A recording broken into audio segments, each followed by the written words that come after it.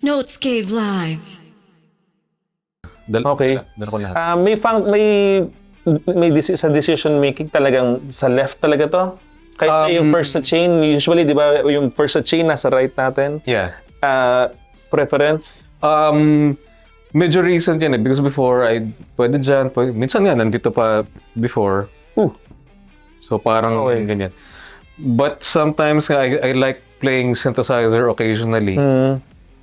Like sa bangka. Pwede Sa left? Sa left. Okay. Pwede namang i-automate yun. And sometimes you use backing tracks. Paminsan for textures. Pero iba yung Tactile control. tactile control eh. So saan nag-out pala yun? Direct sa splitter nyo, pa-house, gano'n? yeah, yung synth may sariling signal yun. So, Kala ko dadaan din siya dito, hindi. hindi. Hindi. So, ang setup ko ngayon is, tas yung synthesizer nandito, Okay. vocal mic nandito. So, minsan ginagawa ko is, like yung bangka, dahil it's in E, pwede naman akong Swell ng E. Tapos nakagano, tapos kumakanta akong ganon. Okay. Kung nandito, hindi pwede. Dahil, pwede, pero awkward, diba? So, ginagawa ko is, yung synthesizer nandito sa, yung keyboard, nasa taas. So, parang, in a way, parang the synthesizer section is nasa kaliwa ko. Okay. So, if I need synthesizer sounds, I know it's either I hit the keyboard or I Then dito. hit the guitar Okay. synth. It's, So may function pala yon. yeah, Hindi... yeah, just to be practical yung to help with being organized din. Tapos minsan si Jet will run over and play the synthesizer. Kung nandito ako sa kanan, iikot siyang ganun. So that's why I always tell our crew as much as possible sa kaliwa ako. So that pag sinabi niyo, uy, pag solo, kayo pumunta kayo sa harap. Of course, yan. So easy access, exit ako rito. Enter naman siya. Gusto niya mag-synth.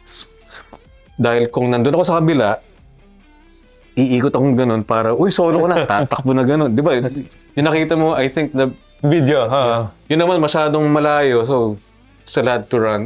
I-link natin yung video yun na ang ganda ng harmonious, nice solo ni Sancho. Shout out to Papa Sanch. And then si Francis Brew, nasa harapan sila.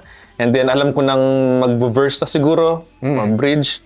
Tapos sabay kayong dali-dali umalis, tapos may inapaka. Oh, shit. Ibig sabihin, pedalboard change. Yeah. Lagi na yung sinasabi sa crew, as much as possible, hanggat maaari, yung pinakamalayong pwedeng ilagay yung gamit sa edge of the stage. But, you know, there are different circumstances. Minsan, kasi it's a variety show or whatever. May sasayaw. So, hindi pwedeng ilagay doon. Maapakan nila, matitisod sila. So, depende sa circumstances talaga. But as much as possible, mas maganda ito yung stage. As close as possible. Para magsusolo ka, syempre. Nandyan lang. Hindi yung tando ka. So, sarap na doon, di ba? Interaction with the crowd. Tas, ay, teka muna, magki-clean nga pala ako. Tatakbo ka ngayon doon. Tapos pagbalik mo, nangyari sa akin yun eh. Pag ganun ko, yung sa bangka, mag-harmony voice uli ako. Wala, yung first few words, wala, too late. So, may isa pang trivia tayo na hahabol to. Naalala ko noon, may isang interview si Mong, tsaka sila Ansing, na sinabi nila na yung tunog ng Philippine rap metal nang galing kay Francis Brew. Tapos sabi ko, bakit? Sabi ko, dahil siya yung producer. kami ni Louie, yeah. Yeah. And then yung sound daw nung mga first album, effects may ginamit. True or false? Some of it. Si AX 1000 something? 1000, Korg AX 1000. So yun yung tunog ng first album ng Chico? Bakit hindi mo gusto yung dala ni Mong noon? O wala pa siyang gamit din noon? He had, I don't remember kung ano yung pedal na meron siya noon eh. But at that time, sobrang yung sobrang consistent nung and ang dali program nung Korg eh. Noong time na yun, in the early 2000s? Yes.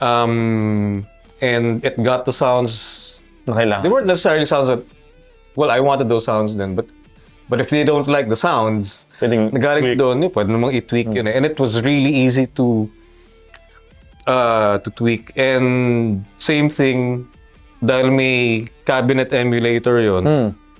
Sino unang cabinet emulator? Yun ang mga unang... Tech 21 talaga. Tech 21. San Amp. Saan? Kaya ano eh. So, yung I'm sure yung proseso namin ni na Louie, and Louie was the one who thought of this. One direct signal, as in direct, no effects. DI. Then, Mic.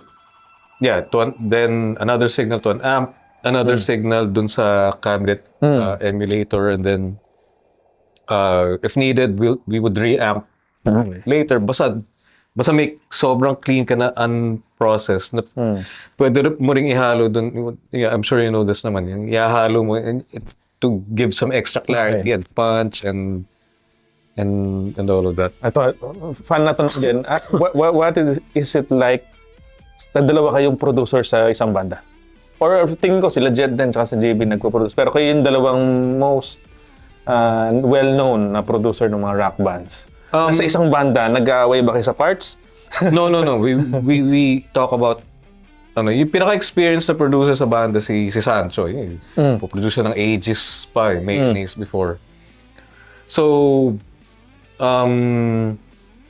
siya yung, especially siya yung pinaka-hands-on, pati si Bim, and they're the most equipped in terms of yung DAW. So, we kind of leave it up to them. Let's say, yung, kailangan i-edit yung drums, or you need to tighten them, ibabato namin kay Bim ngayon, siya na yung bahala doon. But when it comes to parts, we suggest to each other na, like, Sancho, hindi okay, pero siguro gawin mo, yang ngayon, mamaya. Yung ginawa mo kanina, yun yung ilagay mo rito, parang, yes. So, we help each other out. Okay.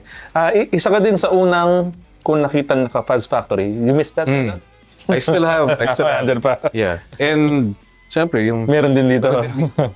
But again, you can't beat the real thing eh. Teka muna. Yung oscillation. Meron din, di ba? Meron din.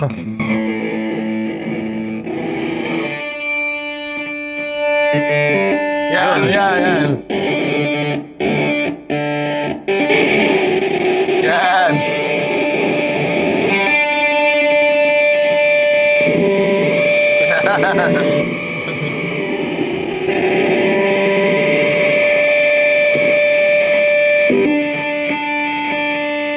Mas madali dun sa actual pedal eh. But yeah, you can still do that. Sabi namin kanina, 5 minutes, 10 minutes lang. Parang 4 na oras kami nag-usap. Maraming salamat, Francis. Maraming salamat. Dami natutunan. It's an honor. PedalboardPH, please subscribe to our channel sa Facebook, NotesCave Studio din, tsaka sa YouTube. Wow, ang daming lesson, tips and tricks doon. So yeah, Francis, thank you. No, thank you rin. More power. Dahil syempre, more power to the pedalboard community, syempre. Lahat tayo mga Geeks. Mga geeks. Thank you.